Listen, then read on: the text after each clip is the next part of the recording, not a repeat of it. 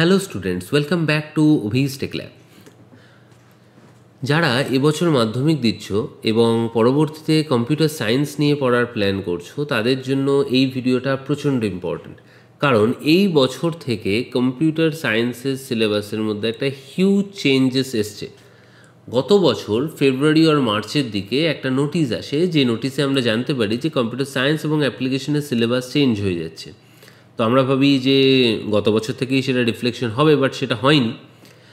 একটা নোটিশ আসে 6/6/2023 তারিখে, এবং এই নোটিশে আমাদের জানানো হয় যে I am to inform you that the changed syllabus of computer science and modern computer application will be implemented in class 11 from the next academic year, that is from 2024-25 academic year. That means এই বছর থেকে 24-25 academic session, অর্থাৎ যারা এবছর মাধ্যমিক দিচ্ছ তারা যখন ক্লাস 11-এ উঠবে, তোমরা 24-25 একাডেমিক সেশনে পড়বে, তোমাদের সময় থেকে কম্পিউটার সায়েন্স এবং কম্পিউটার অ্যাপ্লিকেশনের নিউ সিলেবাস অনুযায়ী পড়া হবে। আজকে আমরা সেই নিউ সিলেবাসে কী কী আছে, কী কী চেঞ্জ হলো, কী কী আগের জিনিস রইলো এবং কোন পার্টটা কী কী প্যারামিটারের ওপর বেস করে আছে সেইগুলোকে নিয়ে ডিসক্রাইব করব, ডিসকাস করব, এবং মার্কস ডিভিশন কীরকম থাকবে সেই ব্যাপারটাও আলোচনা করব। So without wasting time, let's get started. So computer সায়েন্সের এবছরে টোটাল 100 মার্কসের মধ্যে আগের বারের মধ্যে 70 মার্কস থিওরি, 30 মার্কস প্র্যাকটিক্যাল, এই পার্টটা থাকবে। কম্পিউটার সায়েন্সের যে টোটাল সিলেবাস, তার মধ্যে প্রথম 25 নম্বর আমাদের থাকছে কম্পিউটার ফান্ডামেন্টালস। কম্পিউটার ফান্ডামেন্টালস কি? কম্পিউটার ফান্ডামেন্টালস হচ্ছে বেসিক কম্পিউটার, অর্থাৎ এভলিউশন অফ কম্পিউটার, অর্থাৎ কম্পিউটারের জেনারেশনস কী কী, মানে কবে থেকে কম্পিউটার, কী কী ইতিহাস আছে কম্পিউটার, সোজা ভাষায় কম্পিউটারের ইতিহাস পড়তে হবে। Beside of that, আমাদের fixed programming concept, von Neumann architecture, classifications of computer, analog digital computer, super computer, micro mini computer, laptops, অর্থাৎ বিভিন্ন টাইপ অফ কম্পিউটার, এগুলো পড়তে হবে। ডেটা ইনফরমেশন পড়তে হবে। এই পার্টটা কিন্তু আগের বারের মতোই, কোনো আলাদা কিছু নেই। এছাড়া বিভিন্ন রকমের input devices, output devices, storage devices, এই পার্টগুলো পড়তে হবে। প্রাইমারি মেমোরি, সেকেন্ডারি মেমোরি, এগুলো সব স্টোরেজের মধ্যে। কমিউনিকেশন বাস, এই পার্টটা থাকবে। অর্থাৎ এই যে পার্টটা দেখলে তোমরা, এই পার্টটা হচ্ছে পিওরলি একটা থিওরিটিক্যাল পার্ট, অর্থাৎ এইখান থেকে সমস্ত কিছুই থিওরি বেসড, যেগুলো তোমাদের পড়তে হবে, জানতে হবে, ডেফিনেটলি বুঝতে হবে, এবং তার উপর তোমরা পরীক্ষায় স্কোর করতে পারবে। এটা একটা theoretical part. Next comes to data representation, that is the most important chapter in computer, that is number system. এটাকে আমরা কম্পিউটারের কোর পার্টও বলতে পারি, কারণ এর উপরই এন্টায়ার কোডিং বা কম্পিউটার সব কিছু দাঁড়িয়ে আছে। Number system and all this, এই পার্টটা তোমাদের ম্যাথ বেসড পার্ট, অর্থাৎ ম্যাথ দেখে ভাবার বিষয় নেই যে ম্যাথামেটিক্যাল কিছু, যদিও তোমাদের ম্যাথামেটিক্স অনেকেরই থাকবে। তো এখানে আমরা basic plus minus multiplication divisions জানলেই এই পার্টটা করা যায়। Basic number system, positional non positional number system, sign magnitude, complements, বিভিন্ন বাইনারি কোডিং, বিভিন্ন কোডিং সিস্টেম, যেমন BCD, EBCDIC, ASCII, ISCII, gray code, XS3। Gray code XS3 তোমাদের আগেও ছিল, এবারেও আছে। Fixed and floating point number representation আগেও ছিল, এবারেও আছে, এত অবধি। এই পার্টটার মধ্যে কোনো চেঞ্জেস নেই। Next comes to Boolean algebra. Boolean algebra, এই যে পার্টটা আছে তোমাদের, এই পার্টটা হচ্ছে সম্পূর্ণ লজিক বেসড পার্ট। কী বেসড পড়লাম? It's a logic based part. এখানে লজিকের ওপর ডিপেন্ড করে কাজ হয়। বুলিয়ান অ্যালজেব্রার মধ্যে তোমাদের কী কী আছে? And or not, truth table আছে, ডিমর্গ্যানস ল আছে, ডিরাইভিং ট্রুথ টেবিলস আছে, ক্যানোনিক্যাল ফর্ম আছে, কেম্যাপ আছে ডেফিনেটলি, অ্যান্ড দেয়ার কম্পোনেন্টস, এই সমস্ত পার্টগুলো আছে। কিন্তু দেখো, অ্যালজেব্রিক মেথড, কে ম্যাপস আছে তোমাদের, logic gates, and or not, XOR, XNOR, NAND, NOR, universal gates, basic gates, using universal gates, এই অবধি আছে। কিন্তু যেটা চেঞ্জ হলো হিউজ, সেটা হচ্ছে আগের বারের তোমাদের ক্লাস 11 কম্পিউটার সায়েন্সে থাকতো কম্বিনেশনাল সার্কিট। এই কম্বিনেশনাল সার্কিট যেটা তোমাদের আগের বারে থাকতো, এই কম্বিনেশনাল সার্কিটটা এবারে পুরোপুরি বাদ পড়ে গেছে। এটা তোমাদের এবারে নেই, এটা তোমাদের 12-এ গিয়ে ক্যারি ফরওয়ার্ড হয়েছে, ঠিক আছে? তো তোমাদের এই দিক থেকে একটা লোড কমেছে, তোমাদের এই পার্টটা একটু ইজি হয়েছে, লোড কম হয়েছে তোমাদের এখানে। খুশি হওয়ার ব্যাপার নেই, এই জায়গায় লোড আবার বাড়ানো হয়েছে, পরের দিকে আসছি, দেখছি। এরপর হচ্ছে software and language. Software and languages তোমাদের আগের বারেও ছিল, এবারেও আছে, সেম জিনিস আছে। Definition of software, concept of low level high level language, assembly language, system software part, সেগুলো সব জানতে হবে। বেসিক লিনাক্স কমান্ড, বেসিক এবার বেসিক লিনাক্স কমান্ডটা তোমাদের লাস্ট 1-2 বছর ধরে অফ ছিল। রিডিউস সিলেবাসের পরেও এই জিনিসটা আমরা অনেকবার কোয়েশ্চেনে পাইনি, কিন্তু এবারে আবার দিয়েছে। এবং টেক্সট এডিটারের মধ্যে গেডিট দিয়েছে, ভিআই বা টেক্সট এডিটারের মধ্যে গেডিট, এই সমস্ত টেক্সট এডিটারের অপশন যেহেতু দিয়েছে, আমার মনে হচ্ছে এবারে লিনাক্সটা প্রপারলি থাকবে তোমাদের। Beside of that linker, loader, application software, এইগুলো তো বেসিক পার্ট সফটওয়্যার অ্যান্ড ল্যাঙ্গুয়েজেসের, একদম বেসিক জিনিস এই পার্টটা থাকছে। তো এই পার্টটা মোটামুটি থিওরি বেসড বলা যায়। এই পার্টটাকেও তোমরা মোটামুটি থিওরি বেসড পার্ট হিসেবে দেখতে পারো, স্কোরিং পার্ট এটা। Next comes to the most important thing in class 11, that is Python. তোমাদের এতদিন ধরে সি ছিল, সি প্রোগ্রামিংটাকে রিপ্লেস করে তোমাদের এবারে এসছে পাইথন।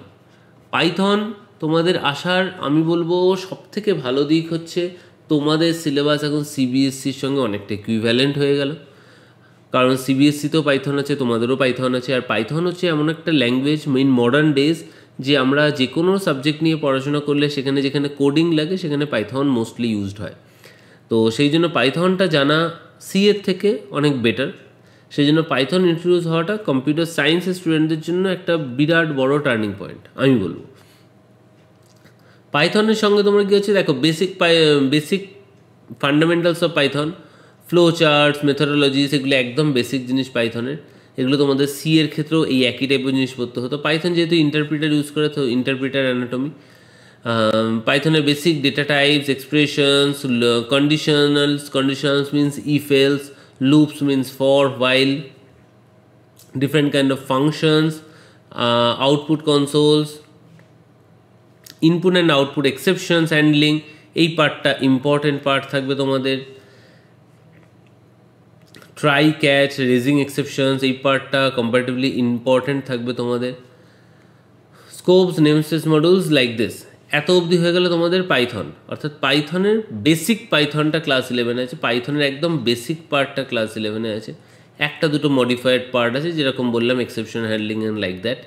কিন্তু যে পার্টটা আমাকে একটু হলেও ভাবাচ্ছে সেটা হচ্ছে ডেটা স্ট্রাকচার অ্যান্ড অ্যালগরিদমস। এই ডেটা স্ট্রাকচার অ্যান্ড অ্যালগরিদমসের একটা পার্ট তোমাদের ক্লাস 12-এ থাকতো, যেটা তোমাদের ক্লাস 11-এ চলে এসছে। ঠিক যেরকম ক্লাস 11-এর তোমাদের কম্বিনেশনাল সার্কিটটা ক্লাস 12-এ চলে গেছে। স্টিল কম্বিনেশনাল সার্কিট ক্লাস 11-এ থাকলে কম লোড নিতে হতো, বাট ডেটা স্ট্রাকচারের জন্য তোমাদের ভালো লোড নিতে হবে। এবং পাইথনটা ভালো করে না জানলে ডেটা স্ট্রাকচার কিন্তু অর্ধেক জিনিস বুঝবে না। ডেটা স্ট্রাকচারের জন্য খুব সিরিয়াস ফোকাসড হওয়া দরকার, এবং ডেটা স্ট্রাকচার তুমি ওই বাড়িতে বসে বই পড়ে বোঝাটা কঠিন। এবার চলে যাচ্ছি দেখো ডেটা স্ট্রাকচারের ইন্ট্রোডাকশনের মধ্যে কি বলছে দেখো। ডেটা স্ট্রাকচার ইন্ট্রোডাকশনের মধ্যে দেখো abstract data types and algorithms বলেছে। Abstract data types and algorithms আছে, অ্যালগরিদম কমপ্লেক্সিটি আছে। এই কমপ্লেক্সিটিটা কিন্তু আমাদের আগে ক্লাস 12-এও ছিল না। Complexity, time complexity, space complexity, এগুলো কিন্তু আমাদের আগে ক্লাস 12-এও ছিল না। এই পার্টটা গ্র্যাজুয়েশনের পার্টে ছিল। তো সেই পার্টটা কিন্তু তোমাদের এবারে এখানে এসছে। Arithmetic analysis of worst case, best case, average case, এই পার্টগুলো কিন্তু গ্র্যাজুয়েশনের পার্টে ছিল, যেটা আমাদের এবারে ক্লাস 11-এর সিলেবাস এসে গেছে। সো এই পার্টটা ভালো করে পড়তে হবে। Array and link list, it's fine, no problem. Array and link list তুমি যদি পাইথন শেখো, অ্যারেজ লিঙ্ক লিস্ট পাবে। পাইথনে ডিরেক্টলি অ্যারে সাপোর্ট করে না, কিন্তু পাইথনে অ্যারে ক্রিয়েট করা যায়। Stack and queue sorting algorithms definitely থাকবেই। Selection sort, bubble sort, insertion sort, তিনখানা শর্টিং, এই তিনটে শর্টিং থাকবে। যেখানটা আমি বলবো ওয়েস্ট বেঙ্গল বোর্ডের ভালো দিক, যেমন এতক্ষণ ধরে বললাম, একটা খারাপ দিকও বলবো, যে stack and queue sorting algorithm যেখানে ক্লাস 11-এ প্রথম পাইথন ইন্ট্রোডিউস করছে ওয়েস্ট বেঙ্গল বোর্ড, সেখানে ক্লাস 11-এ স্ট্যাক কিউ এর অ্যালগরিদম বাই ডেটা স্ট্রাকচার পার্টটা না ইন্ট্রোডিউস করা বেটার ছিল। ইভেন ইফ ইন সিবিএসই ওরা ক্লাস 12-এ এই পার্টটাকে ইন্ট্রোডিউস করেছে। কারণ পাইথনের কোড যদি কারো স্ট্রং না হয়, ডেটাবেস যদি তার উপর সে এক্সট্রা লোড নিয়ে পড়ে, তখন ডেটাবেসটা লোড মনে হবে। ঠিক আছে, সো এই পার্টটা নিয়ে একটু ভাবার বিষয় আছে। Then comes to searching algorithms, linear search, binary tree, binary search tree, আবার বলছি এই যে পার্টগুলো দেখছো এই পার্টগুলো কিন্তু তোমাদের সিবিএসসিতেও নেই, আমাদের ওয়েস্ট বেঙ্গলেও আগে কখনো ছিল না। These are all parts of graduations. আমি গ্র্যাজুয়েশনের স্টুডেন্ট যেহেতু পড়াই, আমার সিলেবাস জানা, এগুলো গ্র্যাজুয়েশনের তোমাদের সেমিস্টারে থাকে, সেখান থেকে তোমাদের এই পার্টটাগুলো এসছে। এই পার্টগুলো একটু সিরিয়াসলি এবং পেশেন্স নিয়ে পড়তে হবে, কারণ এগুলো একটু ডিফিকাল্ট লাগতে পারে। Now comes to practical. প্র্যাকটিক্যালের মধ্যে দেখে নাও অপারেটিং সিস্টেম থেকে 5 নম্বর থাকছে। অপারেটিং সিস্টেমের মধ্যে কী থাকতে পারে না, বেসিক লিনাক্স কমান্ডস বলে দিয়েছিলাম, এবারে লিনাক্স ইম্পর্টেন্ট হতে পারে। দেখো লিনাক্স নিয়ে কোশ্চেন আসছে, লিনাক্স কমান্ড থাকছে। মেশিন কনফিগারেশন, এটা একদম বেসিক জিনিস, এটা নিয়ে এমন কিছু থাকবে না। আগের বার কিন্তু লিনাক্স কমান্ডের জায়গায় ডস কমেন্টস থাকতো, এবারে ডস কমেন্টস থাকছে না, লিনাক্স কমেন্টস থাকছে। আচ্ছা, প্রোগ্রামিং ইন পাইথন দেখো অ্যালগোরিদম বা ফ্লোচার্ট লিখতে হচ্ছে, কোডিং লিখতে হচ্ছে, এক্সিকিউশন করতে হচ্ছে। এটা সিতেও করতে হতো, বাট সিতে ক্লাস 11-এ অ্যালগোরিদম আর ফ্লোচার্ট সবসময় ম্যান্ডেটারি থাকতো না, এবারে থাকছে। তো যে কোনো একটা প্রোগ্রাম থাকছে ব্রাঞ্চিংয়ের ওপর, আর একটা প্রোগ্রাম থাকছে এর ওপর। তার মানে এই যে 15 মার্কসটা, এটা 10+5-এ ভাঙা থাকবে। একটা 5 মার্কসের প্রোগ্রাম থাকবে ব্রাঞ্চিং মানে বেসিক প্রোগ্রামের উপর, আর একটা অ্যারে বা লিঙ্ক লিস্ট বেসড পার্টের উপর, যেটা তোমার 10 নম্বর থাকবে, ঠিক আছে। এবার ল্যাবরেটরি কপির মধ্যে দেখো মিনিমাম 20খানা প্রোগ্রাম লিখতেই হবে ক্লাস 11-এ, এবং যার মধ্যে কি কি পার্ট ইন্ট্রোডিউস হবে সেই প্রোগ্রামগুলো এখানে বলে দেওয়া হয়েছে। তো এই সব কিছুর মাঝখানে গুড নিউজ, যে এবারেও তোমাদের ক্লাস 11-এ কোনো প্রজেক্ট ওয়ার্ক নেই। ভাইবার ওপর 5 নম্বর থাকছে, ল্যাব কপিতে 5 নম্বর থাকছে, ডান, ব্যাস। তাহলে এই হলো আমাদের পার্ট। এরপর আমরা ক্লাস 12-এর পার্টটা এই মুহূর্তে দেখছি না, ক্লাস 12-এর যে সিলেবাস প্যাটার্ন তার উপর আমরা নেক্সট ভিডিও করব।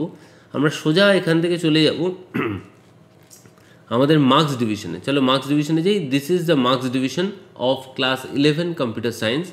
চলো মার্কস ডিভিশনটা দেখে নিই। দেখো তোমাদের এভলিউশন অফ কম্পিউটার, এখান থেকে 2টো এমসিকিউ থাকবে, 2টো এসএকিউ থাকবে। ডেটা রিপ্রেজেন্টেশন অর্থাৎ নাম্বার সিস্টেম থেকে 2টো এমসিকিউ, 2টো এসএকিউ। বুলিয়ান অ্যালজেব্রা থেকে 2টো এমসিকিউ, 2টো এসএকিউ। এবং এই 3টে পার্ট মিলিয়ে তোমাদের একটা সেকশন করেছে, যেই সেকশন অনুযায়ী বলে দিচ্ছে যে তোমাদের টোটাল এখান থেকে কি থাকছে না 2খানা এলএকিউ থাকছে। তাহলে পুরো পার্ট থেকে মাত্র 2টো এলএকিউ থাকছে। এটা কিন্তু তোমাদের জন্য বেনিফিটই হয়েছে বলতে গেলে, যাদের থিওরি মুখস্থ হয় না। অনেক স্টুডেন্টরা আমাকে বলে আমাকে এভলিউশন অফ কম্পিউটার মুখস্থ করতে পারি না, তারা করবে না, ডেটা রিপ্রেজেন্টেশন বা বুলিয়ান অ্যালজেব্রা থেকে কোয়েশ্চেন পেয়েই যাবে। আবার যাদের মনে হবে ডেটা রিপ্রেজেন্টেশন বা বুলিয়ান অ্যালজেব্রা শক্ত লাগে, তারা এভলিউশন থেকে একখানা কোয়েশ্চেন করতে পারবে, আর একটা ডেটা রিপ্রেজেন্টেশন থেকে করে বুলিয়ান অ্যালজেব্রা স্কিপ করতে পারবে। মানে অপশন থাকবে তোমাদের কাছে। আমি যদিও স্কিপ করাকে একদমই সাপোর্ট করি না, স্টিল বলে দিলাম অপশন থাকবে। এখান থেকেই তোমাদের 25 মার্কসের কোয়েশ্চেন চলে আসছে। এছাড়া থাকছে software and language. Software language থেকে 2টো এমসিকিউ থাকবে, একটা এসিকিউ থাকবে, একটা এলএকিউ থাকবে, ঠিক আছে। এবং এইখান থেকে তোমাদের চলে আসছে কটা কোশ্চেন, এখান থেকে তোমাদের চলে আসছে 10 নম্বর, ঠিক আছে। এরপর চলে আসছো পাইথনে। পাইথন থেকে তোমাদের থাকছে 8টা এমসিকিউ, 5টা এসিকিউ। তার মানে এইখান পাইথন থেকে প্রচুর এমসিকিউ এসিকিউস থাকছে, কেন 8টা প্লাস 5টা, বুঝতে পারছো। 13 নম্বর তোমার এখান থেকেই থাকছে, প্লাস থাকবে 7 নম্বর একটা এলএকিউ। মানে এখানে তো এই একটা এলএকিউর মধ্যে তুমি এক্সপেক্ট করতে পারো একটা কোডিং আসছে, তোমার প্রোগ্রামিং আসছে তোমার এখান থেকে, অর্থাৎ এখানে হয়তো 5 নম্বর, এই যে 5+2 প্যাটার্ন থাকবে, একটা কোডিং থাকবে 5 নম্বর, 2 নম্বর একটা শর্ট কোশ্চেন থাকবে, এখানে থাকলো 20 নম্বর। নেন চলে আসে ডেটা স্ট্রাকচার অ্যালগরিদমস, এখান থেকে থাকছে 5 নম্বরের এমসিকিউ, 3 নম্বরের এসএকিউ, আর থাকছে তোমাদের কি না 7 নম্বরের একটা এলএকিউ, সব মিলিয়ে থাকছে এখান থেকে 15 নম্বর। তো এন্টায়ার কোয়েশ্চেনের মধ্যে 21 নম্বর এমসিকিউ, 14 নম্বর এসএকিউ। এটা আগের প্যাটার্ন মেনটেন করা হয়েছে। টোটাল 35 মার্কস তোমরা শুধু শর্ট কোশ্চেন পাচ্ছ, আর 35 মার্কসে তোমাদের 5টা কোয়েশ্চেন থাকছে, 5টা লং কোয়েশ্চেন থাকছে, ওভারঅল মার্কস 70। তাহলে নাম্বার প্যাটার্ন বোঝা গেছে। তো এটা হচ্ছে তোমাদের এন্টায়ার ক্লাস 11-এ যারা নতুন কম্পিউটার সায়েন্স নিয়ে পড়ছো তাদের জন্য নতুন সিলেবাস এবং মার্কস ডিভিশন। এবার কম্পিউটার সায়েন্স তোমাদের কাছে এখন ইজি না শক্ত হয়ে গেল সেটা যদি জিজ্ঞাসা করো, আমি বলবো মিক্সড রেসপন্স।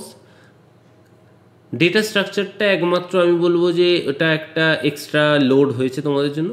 বাকি যা সিলেবাস প্যাটার্ন হয়েছে আমি বলবো ওকে, কোনো সমস্যা নেই। ইজিলি করা যাবে। ডেটা স্ট্রাকচার নিয়ে ভয় পাওয়ার যদিও কিছু নেই, কারণ ডেটা স্ট্রাকচার অ্যালগরিদমস থেকে আমরা ওয়েস্ট বেঙ্গল বোর্ডে যে কোয়েশ্চেন প্যাটার্ন দেখেছি সেই অনুযায়ী আমরা এটাও খুব ভালো করে দেখেছি যে ডেটা স্ট্রাকচার অ্যালগরিদমস থেকে খুব বেসিক কিছু পেটেন্ট কোয়েশ্চেন আসে।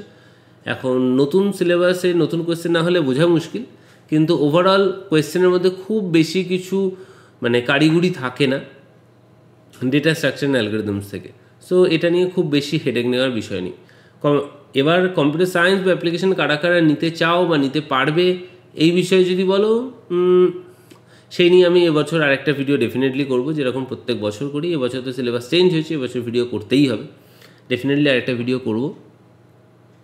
একটু খেয়াল রেখো, পারলে চ্যানেলটাকে সাবস্ক্রাইব করে রেখো, তাহলে ভিডিও করলে পাশে বেল আইকনে ক্লিক করে রেখো, তাহলে বুঝতে পারবে যে ভিডিও এসছে কিনা। আর একটা গুড নিউজ আছে, প্রত্যেক বছর অনেক স্টুডেন্টরা আমাকে ফোন করে জিজ্ঞাসা করে যে স্যার আমরা ক্লাস করতে চাই অনলাইনে, তো অনলাইন ক্লাস আমি স্টুডেন্টদের প্রোভাইড করতে পারি না। বাট এবছর থেকে আমি বলতাম যে একটা ব্যাচ ফরমেশন না হলে অনলাইনে আমি ক্লাস প্রোভাইড করতে পারবো না, বাট ফ্রম দিস ইয়ার যে কোনো স্টুডেন্ট যারা আমার সঙ্গে অনলাইনে ক্লাস করতে চাও পুরোটা, তারা ডেফিনেটলি অনলাইনে ক্লাস করতে পারো। আমি প্রত্যেকটা স্টুডেন্টকে অনলাইন ফেসিলিটিস দেওয়ার চেষ্টা করব এবং পুরো ক্লাস আমরা অনলাইনে করাতে পারবো। এবার থেকে আমরা সেই সেট আপ করে ফেলেছি। ওকে, সো এনিওয়েজ আজকের জন্য বাবাই, তোমাদের সবাইকে অল দ্য বেস্ট মাধ্যমিক পরীক্ষার জন্য।